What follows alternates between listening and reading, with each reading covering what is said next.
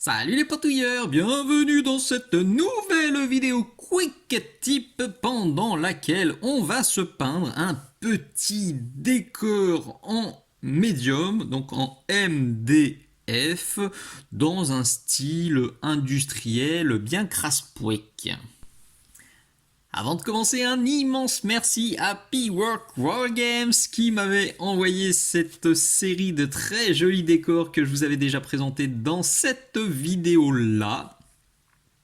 Donc vous avez l'unboxing complet, la présentation, le montage, des astuces, etc. etc. Je vous mets évidemment le lien dans la description de cette vidéo. Et pendant qu'on parle de description, n'hésitez pas à la lire, que ce soit dans cette vidéo ou dans les autres vidéos que j'ai publiées. Il y a toujours plein d'infos utiles sur le matériel que j'utilise, sur les peintures et sur toutes les façons sympas de me filer un petit coup de main.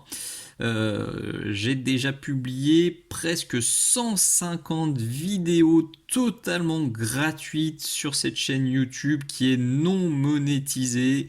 Je le dis de temps en temps, je gagne pas le moindre centime avec YouTube. Donc si vous voulez me filer un petit coup de main, vous avez la chaîne Patreon Mini Socle. Vous avez bien sûr la boutique Mini Socle pour faire vos emplettes, notamment pour tous les produits que je vous présente. Si vous découvrez un produit sur ma chaîne, une peinture sur ma chaîne, ça serait cool de passer par ma boutique plutôt que de passer ailleurs pour gratouiller quelques centimes. Voilà, c'est un support qui est super important, c'est un soutien qui est très important et même si vous ne pouvez pas me soutenir financièrement, pensez simplement à vous abonner, pensez à partager aux copains, pensez à liker toutes les vidéos, à les commenter de temps en temps, à mettre un bisou, un poutou, un encouragement, pensez à faire vos fonds de tiroir si vous trouvez des figurines. En ce moment, je cherche des Warjack Cador pour War Machine et des figurines Seigneur des Anneaux, du AT-43, des trucs comme ça. Il y a plein de trucs qui pourraient être utiles, qui me serviraient pour mes projets perso, pour faire des tutos. Donc une fois encore, pensez bien à lire la description de cette vidéo et toutes les autres vidéos, s'il vous plaît. Alors pourquoi un format quick tip aujourd'hui plutôt qu'un tuto normal? Alors si vous connaissez pas Quick Tips, c'est un format en fait où je filme pas vraiment le processus de peinture. C'est des petites astuces, je vous montre les grandes étapes, il y a peu de montage, il y a moins de boulot pour moi, du coup ça pop directement gratuitement sur YouTube sans passer par mon Patreon. Si vous voulez retrouver toutes les autres vidéos, il y a une playlist Quick Tip qui est consacrée sur ma chaîne. Alors pourquoi aujourd'hui? Tout simplement parce que c'est la toute première fois que je peins un décor en MDF. Je sais pas du tout où je vais, je sais pas du tout ce que ça va rendre au final. Donc je sais qu'il va y avoir des allers-retours, il y aura peut-être des ratés. Donc plutôt que de tourner et de retourner des machins parce que j'ai dû retoucher et de tâtonner, et bien là, je vais simplement vous donner les grandes étapes et moi, ce sera un tuto plus direct. Je vais aussi prendre des photos avec les pots que je vais utiliser pour mettre sur le site de P-Work Wargames et pour mettre sur mon Facebook. Pensez bien aussi à vous abonner au Facebook Minisox, c'est la meilleure façon pour voir sur quoi je travaille. Je vous demande très fréquemment votre avis pour les futurs tutos, je vous demande votre avis sur les couleurs, les trucs comme ça. Donc pensez aussi au Facebook Minisox. Donc aujourd'hui ça va tâtonner de ouf. Vous avez vu le résultat final sur la bannière. Si cette vidéo sort, c'est que c'est pas trop moche, en tout cas c'est que c'est montrable. Mais moi là, au moment où je débute, j'ai à peu près en tête ce que je veux faire, mais je ne sais pas encore comment je vais y arriver. Alors où je commence ce tuto, j'ai donc envie de faire des murs plutôt verdâtres. Et puis des métaux très oxydés, évidemment, parce que ça va aller sur mon tapis de secteur industriel, qui vient aussi de chez P-Work. Là aussi, je vous mets le lien dans la description. Et donc, j'ai envie quand même d'un truc qui ressort bien. Et pour faire un truc très oxydé, je sais que le vert se marie très bien avec des oxydations rouges. Vert, rouge, sur le cercle chromatique, c'est quelque chose qui fonctionne très bien. Donc, c'est pour ça que je me dirige là-dessus. Alors, je ne vais pas réutiliser la méthode de peinture que je vous ai déjà présentée dans ce tuto-là, qui est à aujourd'hui encore une avant-première sur mon Patreon. Ça sortira sur YouTube dans 4-5 mois. Donc si c'est pas encore dans la playlist décor, c'est que c'est pas encore public, c'est encore sur mon Patreon.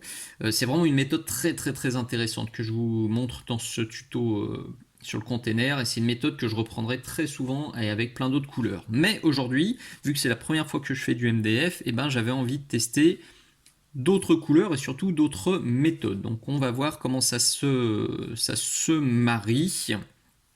J'ai déjà sorti plein de couleurs, là je vous montre même pas le bureau, c'est dans un état dramatique, il y en a 2 partout, mais voilà, j'espère qu'on va faire un truc assez sympa au final.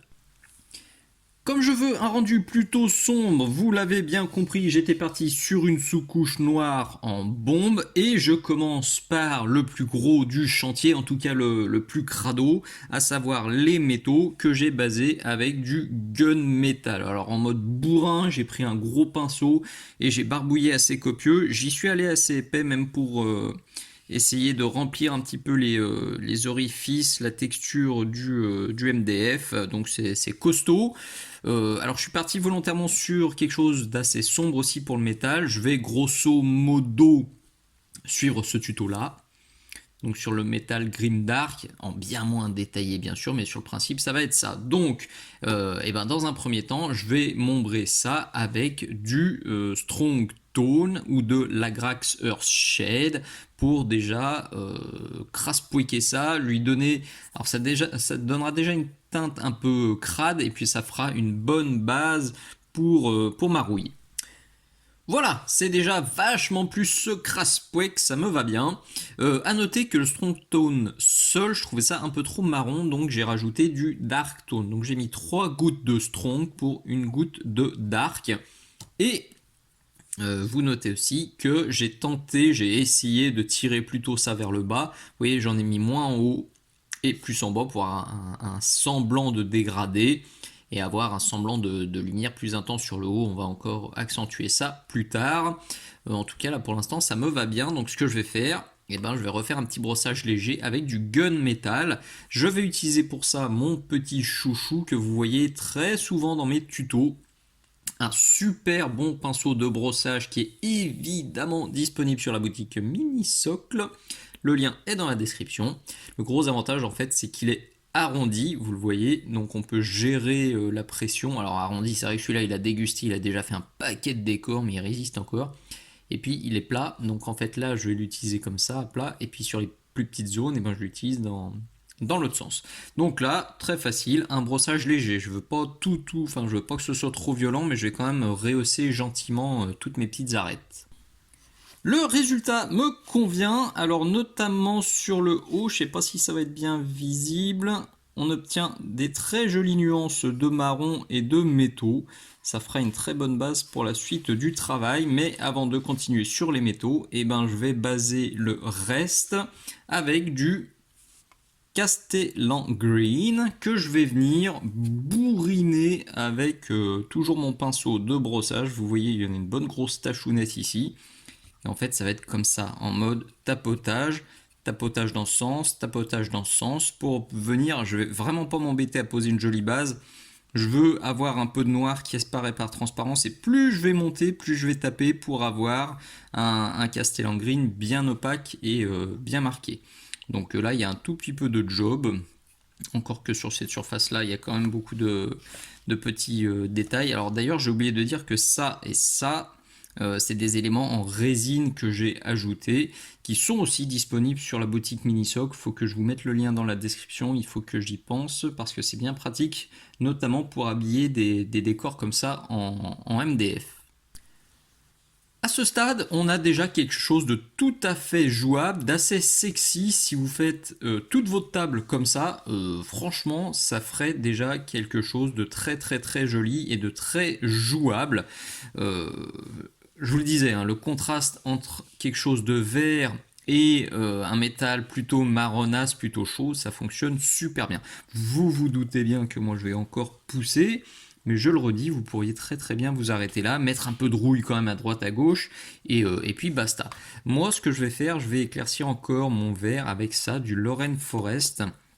Donc en tapotant sur le haut, et puis alors là vous voyez sur le métal, j'ai tapoté avec de la mousse de blister aussi. J'ai pris ma pince fine qui va bien, de la mousse de blister, et puis j'ai fait comme si en fait on avait de la peinture verte à ce niveau-là, puis elle s'est écaillée et maintenant on voit apparaître le métal. Je l'ai fait là aussi. Donc ça je le ferai aussi avec le Lorraine Forest pour apporter toujours cette idée de dégradé, en fait, de lumière de plus en plus intense vers le haut. Donc je vais forcer un maximum sur le haut.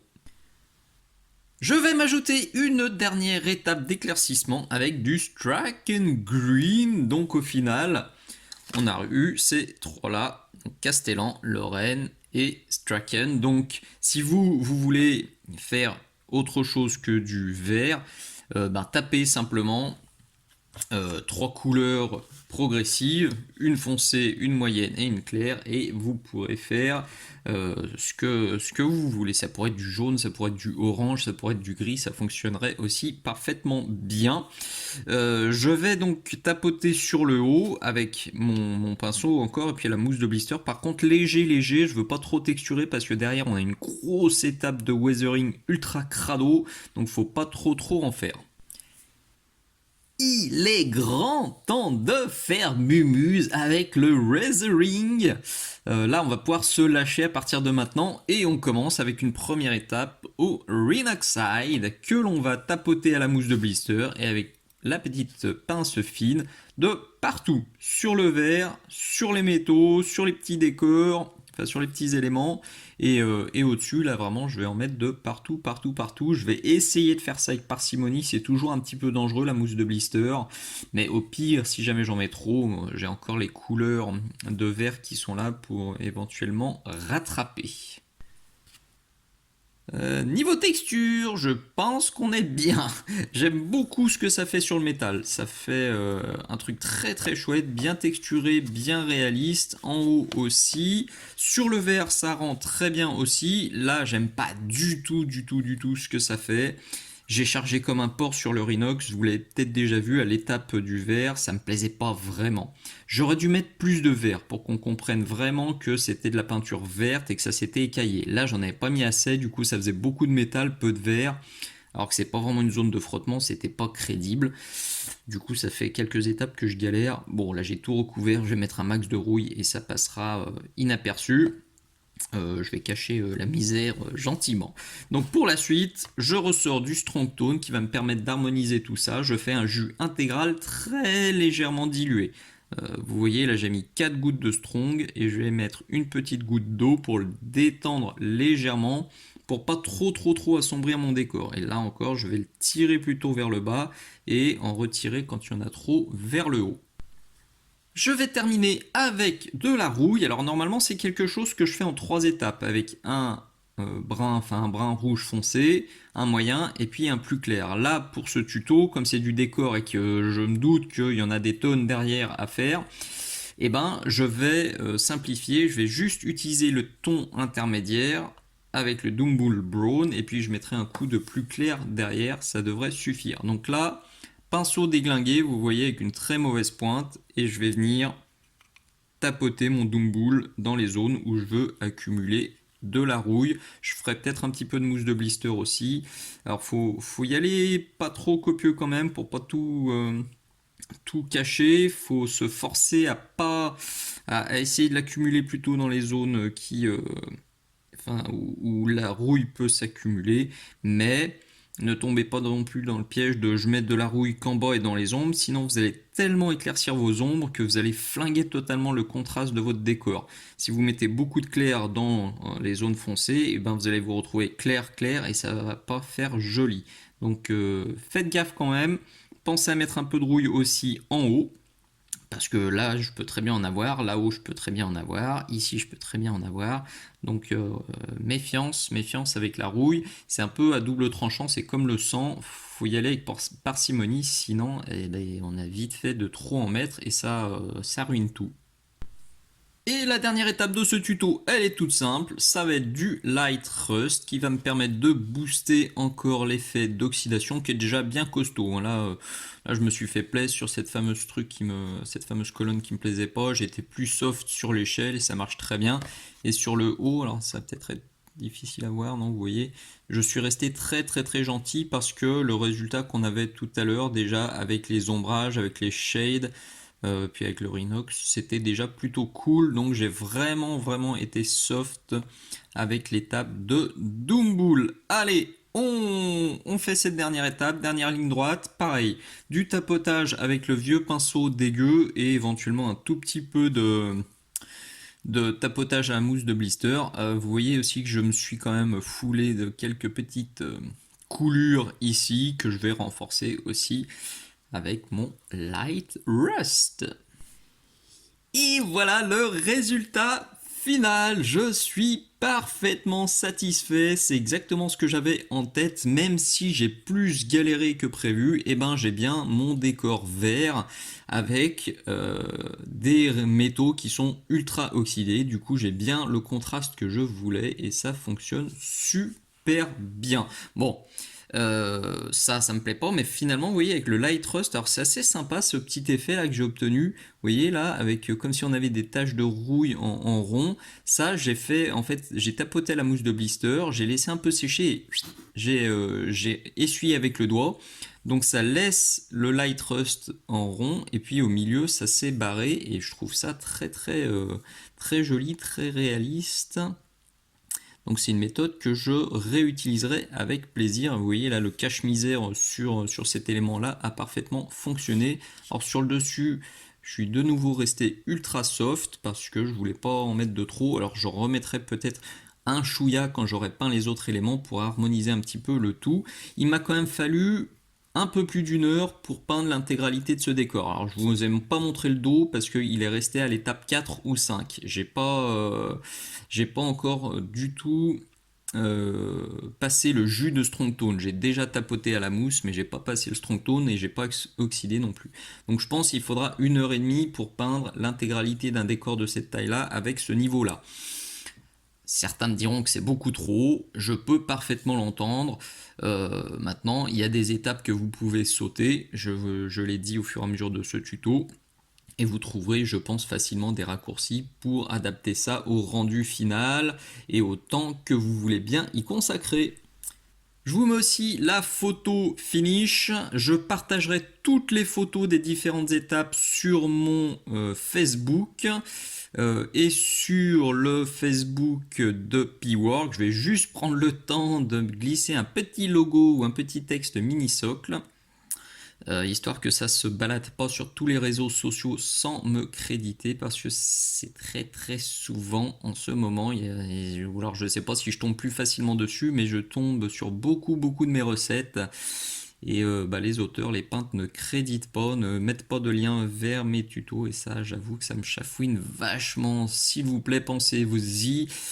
Si vous réutilisez mes tutos, si vous réutilisez mes recettes, juste un petit merci Mini-Socle, merci Dimitri pour la recette, ça marche super bien. Si vous mettez un lien vers la recette, vers le tuto correspondant, c'est encore mieux, mais pensez-y, il n'y a pas plus déprimant que de voir une recette qui est réutilisée au pot près et puis il n'y a aucun merci. Ça, j'avoue que c'est vraiment pas cool. Donc pensez-y s'il vous plaît, je le redis, pensez bien à vous abonner à la chaîne, pensez à liker toutes les vidéos qui vous plaisent, à les commenter, pensez à faire un petit tour sur mon Patreon s'il vous plaît. N'hésitez pas à me contacter si vous retrouvez des pitous, des rabios, des décors qui ne vous servent pas dans vos placards. Et je crois que cette fois, on est au bout. Merci beaucoup. À très bientôt. Ciao, ciao.